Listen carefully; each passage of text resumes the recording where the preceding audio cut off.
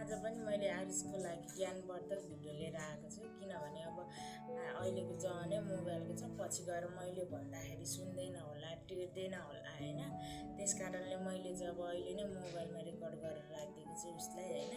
अब मोबाइलमा त हेर्छ नि त, मोबाइलको मान्छेलाई अहिले अर्को मान्छेले भनेको कुरा चाहिँ सही लाग्दैन अरे, तर मोबाइलमा भनेको कुरा चाहिँ सही हो कि जस्तो लाग्छ अरे क्या। अनि त्यही भएर अब उमेर बढ्दै गएपछि उसलाई नि यो मम्मीले चाहिँ कति किचकिच गरे होला, मलाई चाहिँ एकदम रिस उठ्छ यो मम्मीदेखि जस्तो लाग्छ होला। अनि यो मोबाइलमा रेकर्ड गर भने त उसले हेर्छ नि त।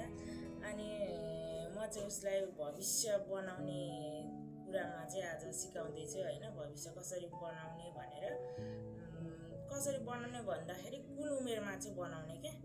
अब अहिले त ऊ बच्चै छ होइन, 16, 17, 18 वर्षसम्म पनि ऊ बच्चै हुन्छ क्या।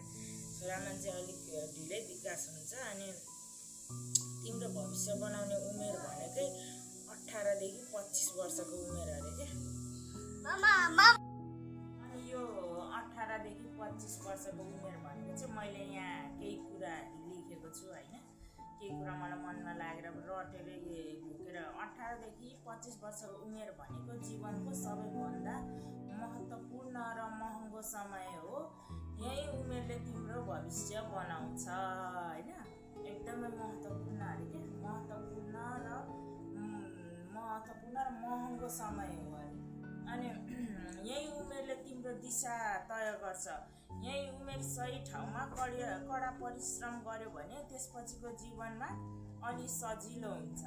तर त्यही समयमा आराम र ढिलाइ रोज्यो भने पछि हरेक दिन अभाव र सङ्घर्षमै बित्छ।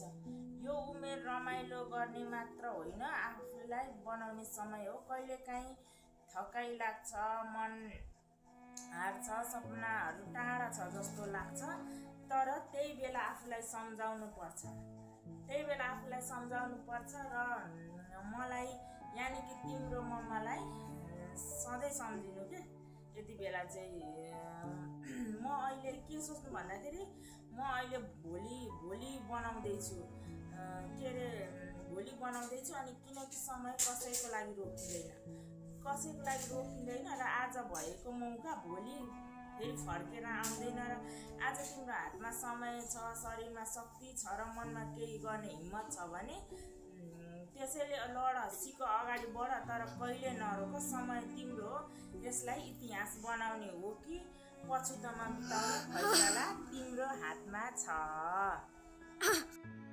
अनि यो 18 देखि 25 वर्षको उमेरमा चाहिँ बिहे गर्दै नगर्नु। बिहे गर्यो भने जिम्मेवारी थपिन्छ क्या।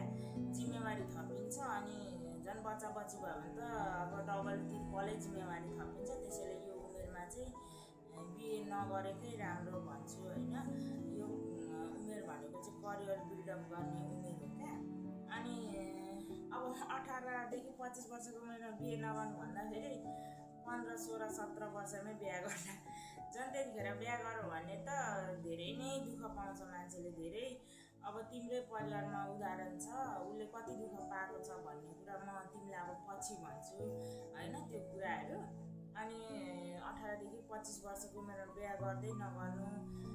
समय गतिशील छ, अब कम्पिटिसनको जमाना छ, कम्पिटिसन गर्नै पर्छ क्या। कम्पिटिसन गरेन भने मान्छे नै गर्दैन। अनि मेन इम्पोर्टेन्ट भनेको चाहिँ अहिलेको जमानामा पैसा हो। पैसा भयो भने तिम्रो सोसाइटीमा इज्जत हुन्छ, तिम्रो फ्यामिलीमा इज्जत हुन्छ, तिम्रो जहाँ गयो भने पैसाको इज्जत हुन्छ है। पैसा कमाउनुपर्छ, एकदमै पैसा कमाउनुपर्छ। पैसाको महत्त्व बुझ्नुपर्छ। पैसाले आज मलाई बचाइस् भने भोलि तँलाई बचाउँछु भन्छ होइन। अनि त्यसपछि पैसा कमाउने भन्नाले फेरि अब गलत काम गर्ने, कसैको अब 2 थोपा आँसु झारेर कमाउने, कसैको जिन्दगी नै बर्बाद गरेर चाहिँ पैसा नकमाऊ। कस्तो तरिकाले कमाऊ भन्दाखेरि आज चाहिँ मैले पैसा कमाएँ, अब राति चाहिँ मलाई आनन्दको निद्रा लागोस् क्या। मजाले म सुत्न पाउँछु। आज त मैले यति पैसा कमाएँ, मैले राम्रो काम गरेर पैसा कमाएँ भनेर चाहिँ कमाउनु पर्छ होइन। अनि यस्तै हो जिन्दगी भनेको। अब म चाहिँ तिम्रो साथ सपोर्टमा हरदम हरपल छु के, हरदम हरपल छु। अनि ममा अलवेज लभ यु, ममा तिम्रो साथमा सधैँ उभिएको हुन्छ होइन। अनि केही तिमीलाई जिन्दगीमा केही त्यस्तो समस्या छ, तिमीलाई अप्ठ्यारो छ भने केही नमानिकन मलाई भन्नु, केही सङ्कोच नमानिकन आफ्नो पर्सनल कुराहरू पनि मलाई सेयर गर्नु है।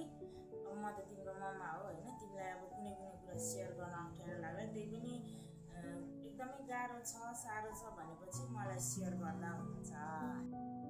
अनि 18 वर्षदेखि 25 वर्षको उमेर भनेको चाहिँ साथी भाइ इष्टमित्र पनि आफूलाई चाहिँ सबै थोक हो जस्तो लाग्छ होइन। तर वास्तवमा साथी दुई प्रकारका हुन्छन्, दुई प्रकारका, एउटा झिँगा जस्तो साथी, एउटा मौरी जस्तो साथी। अब मौरीले चाहिँ के गर्छ भन्दाखेरि मेहनत गर्छ क्या, कडा मेहनत गर्छ, उसले फुलतिर लान्छ। अनि झिँगाले चाहिँ फोहोरतिर लान्छ क्या, फोहोरतिर लान्छ, मेहनतै गर्दैन। अनि त्यसपछि फोहोरतिर लाने, रोग फैल्याउने, दुर्गन्ध फैल्याउने यस्तै काम गर्छ। अब मौरीले चाहिँ कडा मेहनत गरेर मह बनाउँछ क्या, मह कति उपयोगी हुन्छ भन्ने कुरा थाहा होला नि। त्यसैले साथीहरू चुन्दाखेरि, साथीहरू छान्दाखेरि एकदमै कुन चाहिँ मौरी हो, कुन चाहिँ मह हो, आफ्नो मह अब आफ्नो जिन्दगी मह जस्तो बनाउने हो कि अब रोगहरू फैल्याउने टाइपको बनाउने, त्यो तिम्रो हातमा छ है। अनि एन्डमा के भन्छु भन्दाखेरि म तिमीलाई अब धेरै सम्झाउँदिनँ क्या, धेरै सम्झाएँ मैले, धेरै तिमीलाई चाहिँ ल्याङ हाने होइन। अन्तिममा चाहिँ के भन्छु भन्दाखेरि आफूले आफूलाई धेरै माया गर, आफूले आफूलाई धेरै माया गर। अब अरूले माया गर्दैनन् क्या तिमीलाई, आफूले आफूलाई धेरै माया गर, आफूले आफूलाई विश्वास गर। म यो काम गर्न सक्छु, म यो काम गर्नेको लायक छु भनेर विश्वास गर। कुनै काम तिमीलाई भित्रैदेखि नराम्रो लाग्छ भने, केही चिसो मनमा पस्छ भने पछाडि हट, ब्याक हट, म यो काम गर्दिनँ भन्दियो सिधै। अरूलाई इम्प्रेस गर्ने गराउने छोडिदेऊ। तिमीलाई मन पराउने मान्छेहरू तिम्रो पछि पछि दौडेर आइहाल्छ। तिमीलाई मन नपराउने मान्छेहरूको अगाडि त तिमीले जे गरे पनि, ऊ जत्रै सुनको मूर्ति राख्दै पनि तिमीलाई कहिले मन पराउँदैन। तिमीलाई माया गर्ने मान्छे, मन पराउने मान्छेहरू तिमीलाई पछ्याउँदै तिम्रो शीतलता महसुस गर्न आउँछन् क्या। तिमी चाहिँ आफू चाहिँ सही हुनु पर्यो। तिमी अब बच्चैदेखि भगवान्प्रति एकदमै विश्वास गर्दैछौ होइन, भगवान्को बाटोमा होइन, तिमीलाई सफलता होइन शान्ति चाहिँ अवश्य पाउँछ क्या। भगवान्को बाटोमा हिँड्यो भने मान्छेले मनमा शान्ति हुन्छ।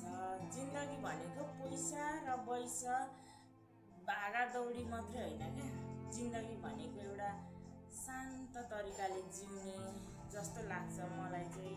अब अरूलाई के लाग्छ होइन, मन चाहिँ शान्ति होस् क्या, मनमा चाहिँ शान्ति होस्। अब पैसा छ, यति पैसा छ, पैसा भएर के गर्ने हो र, मनमा शान्ति छैन, सुनकै दरबार छ यत्रो ठुलो। अब ला म चाहिँ केही न केही कुराले अब सताइरहेछ भने त्यो होइन क्या। सानो झुपडी हो, सानो झुपडीमा अब फ्यामिली होस् होइन, फ्यामिलीमा मिठो मसिनो कुरा होस्, मनमा शान्ति होस्, दुई छाक मिठो खान पाओस्, आनन्दको निन्द्रा होस्। अन्त्यमा गएर यही कुरा चाहिँ इम्पोर्टेन्ट लाग्दो रहेछ मान्छेलाई चाहिँ। अब सुरुमा चाहिँ के नै हो, को नै हो जस्तो लाग्ने होइन। अनि त्यही हो होइन आरुष, अब म चाहिँ तिमीलाई धेरै माया गर्छु। ममा अलवेज लभ यु, ममालाई सम्झिनु। आरुष आफूले आफूलाई जिन्दगीमा इज्जत गर, सम्मान गर होइन। आफूले आफूलाई इज्जत गरेन, सम्मान गरेन भने त कसले गरिदिने। आफूलाई माया गर होइन। लाइफ के हो, इन्जोय गर। अब सानै उमेरमा सबै जिम्मेवारीहरू नलेऊ, काँधमा जिम्मेवारी नलेऊ। उमेर परिपक्व भएर मात्रै जिन्दगीमा अगाडि बढ। मेरो छोरालाई यही छ शुभकामना। ममा अलवेज लभ यु बेटा, ममा अलवेज लभ यु है।